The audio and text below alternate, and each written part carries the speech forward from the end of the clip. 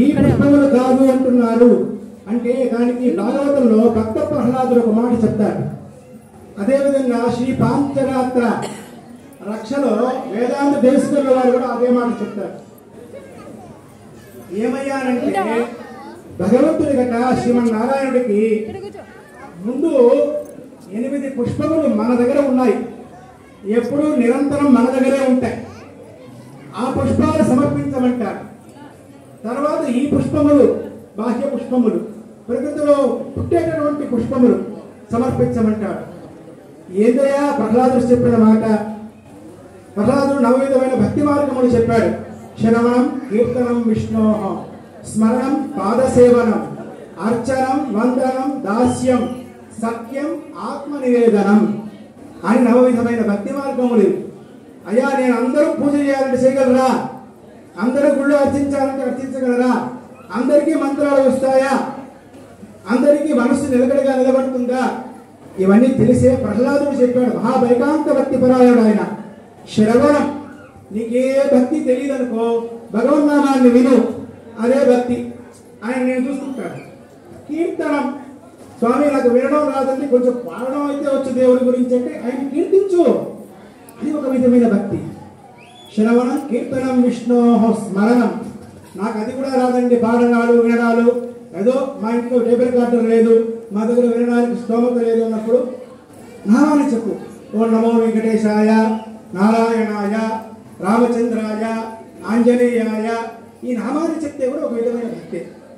శ్రవణం కీర్తనం విష్ణోః, స్మరణం పాదసేవనం. మనకు శక్తి ఉంది, ఇంట్లో అర్చామూర్తిని పెట్టాం, ఇంట్లో గృహ అర్చాని మనం గృహంలో ఉండే దేవతామూర్తిని పాదసేవ, అర్ఘ్య పాద్య ఆచమన ఒక అతిథికి ఇచ్చిన విధంగా షోడశోపచారములతో ముందు ఇవ్వచ్చు. అదేవిధంగా అర్చనం, స్వామి నామాన్ని స్తోత్రం చేస్తూ స్వామి నువ్వు ఇంతటి గొప్పవాడివి అష్టోత్తర శతనామంతో కానీ సహస్రనామ పూజ కానీ చేయవచ్చు. అర్చనం వందనం, అయ్యా ఇవంతా నాకు కష్టం, మా ఇంట్లో ఉండేటటువంటి కుటుంబ ఇబ్బందులకి నేను ఇవన్నీ చేయలేను అన్నప్పుడు కూడా ఇంకొక మార్గం కూడా చెప్పాడు. ఒకే నమస్కారం వందనం. అర్చనం, స్మరణం కీర్తనం విష్ణోః, స్మరణం పాదసేవనం, అర్చనం వందనం. అయ్యా నీకు నేను నమస్కరిస్తున్నాను అంటే కూడా చాలా సంతోషపడిపోతారంట. లేదు స్వామి నేను నీకు దాసుడని ఆంజనేయ స్వామి గారి దాసభావం. అట్లా లేదు ఉండలేమండి, నేను ఒక స్నేహితుడిగా పరమాత్మని ట్రీట్ చేస్తాను, ఓకే ఆయన దానికి ఒప్పుకుంటాయంట. సఖ్యం, స్నేహితుడు సఖ్యం. వీటన్నిటికీ మించింది ఆత్మ నివేదనం. ఈ మొత్తం ఇచ్చింది నువ్వే, ప్రకృతి పురుషుడివి, పరమాత్మవి, నాకు కారణభూతుడివి, నాకు వచ్చినటువంటి భార్య బిడ్డలు, సమస్త ప్రకృతి ప్రాణికోటి మొత్తం కూడా నీ యొక్క అనుగ్రహ పాత్రమయ్యా. ఈ స్థితి నాకు కల్పించావు. తిండి లేని వాడు ఉన్నాడు బయట, మనం హాయిగా ఇంట్లో చల్లగా ఫ్యాన్ కింద కూర్చొని భోజనం చేస్తున్నాం. ఈ స్థితి కల్పించిన వాడెవడు? పరమాత్మ, ఈ జీవాత్మ, ఈ ప్రకృతిలో. కాబట్టి ఇటువంటి ఆత్మ నివేదనమైన భక్తి కూడా ఒక విధమైనది అని ఇట్లా 9 విధమైనటువంటి భక్తి మార్గములను చెబుతూ ప్రహ్లాదుడు ఇదే విధంగా ఈ పుష్పాల గురించి చెప్పాడు. ఏమయ్యా ఈ పుష్పములు అంటే వీటికి చెప్పాడు. ఈ పుష్పాలలో 8 రకాలైనటువంటి పుష్పములు మన శరీరంలోనే ఉన్నాయి. ఆ 8 రకాలైన పుష్పములను పరమాత్మకు ఇవ్వమన్నాడు. తర్వాత ఈ బాహ్య పుష్పములతో అర్చన చేయమన్నాడు పరమాత్మ. ఏమయ్యా అంటే దానికి చెప్తాడు. అహింస ప్రథమం పుష్పం. అహింస అనేటువంటి ఒక ప్రవృత్తి ఉంది, ఏదైతే ఉందో అది పరమాత్మకి ఇచ్చే ప్రథమ పుష్పం అంట. అహింస అంటే ఏమిటి? ఏ ప్రాణికోటికి మనం చిన్న అపకారం తప్పు కూడా కలిగించకూడదు. అది విష్ణువుకి ఇచ్చే మొదటి పుష్పం మనం. అందుకనే కదా భీష్ముడు చెప్తాడు మహాభారతంలో, అహింస పరమో ధర్మ. ఓ ధర్మరాజా, అహింస పరమధర్మమైనటువంటిది. అహింస పరమం పుష్పం. పుష్పం ఇంద్రియ నిగ్రహం. మన బాహ్యేంద్రియములు, కర్మేంద్రియములు, మన సంకల్పాల్లో కూడా చెప్పాము ఇందాక, మన బాహ్యేంద్రియ, కర్మేంద్రియ, మనోవాక్ అన్నీ కూడా సన్మార్గం వైపు పోవాలి స్వామి అని సంకల్పంలో చెప్పుకున్నాం మనం. పుష్పం ఇంద్రియ నిగ్రహం. బాహ్యేంద్రియములు, అంతరింద్రియములు కూడా నిగ్రహింపబడాలి. పరమాత్మ కలిచ్చే 2వ పుష్పం. సర్వభూత దయా పుష్పం. ప్రతి ఒక్క ప్రాణికోటిలోనూ భగవంతుడిని చూడగలగాలి. ప్రతి ఒక్కరిలో పరమాత్మ ఉన్నాడు. చరాచర అణువులోనూ ఉన్నాడు భగవంతుడు. అట్లా దర్శించగలిగిన వాడు పరమాత్మకు ఎంతో ప్రీతి కలిగిన వాడు. సర్వభూత వైదయా పుష్పం క్షమా పుష్పం తదైవ చ.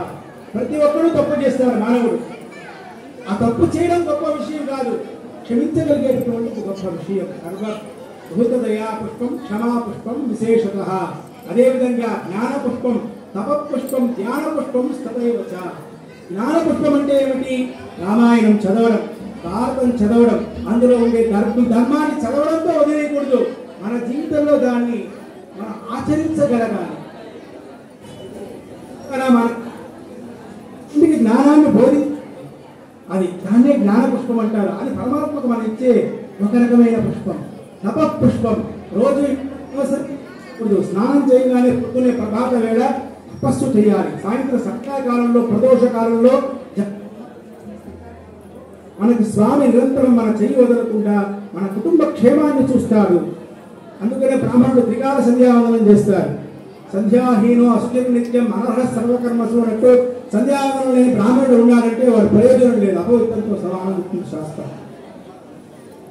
జ్ఞాన పుష్పం తప పుష్పం ధ్యాన పుష్పం తదైవ చ. ధ్యానాన్ని కూడా భగవన్నామాన్ని ధ్యానం చేస్తూ ఉంటే ఈ విధమైనటువంటి పుష్పం కూడా ఒకటి. దీని ఇప్పుడు చెప్పే పుష్పం చాలా కష్టం, ఎవరు ఆచరించలేనిది. సత్యం సత్యం అబద్ధం చెప్పకూడదు. సత్యం అష్టవిధం పుష్పం. ఈ 8 సత్యం, అబద్ధాలు ఆడకుండా ఉండడం, సత్యం మార్గం వైపు అది సత్యం జ్ఞానమనంతం బ్రహ్మాండం వేదం. కాబట్టి ఈ సత్య పుష్పాన్ని, ఈ 8 రకాల పుష్పాలని ఎవరైతే ఆచరిస్తారో, ఇవి ఆచరిస్తూ ఈ పుష్పములన్నీ పరమాత్మకు సమర్పించమని మనకి భాగవతంలో ప్రహ్లాదుడు వేదాంత దేశికర్ల వారు చెప్పినటువంటిది. ఈ కార్యక్రమంలో మనం ముందుకు వెళ్దాం. అందరూ కూడా భగవన్నామం చేద్దాం. శ్రీమద్రమణ గోవింద, రాజా రామచంద్రమూర్తికి, సీతామాయికి, రమణ సుత వీర హనుమ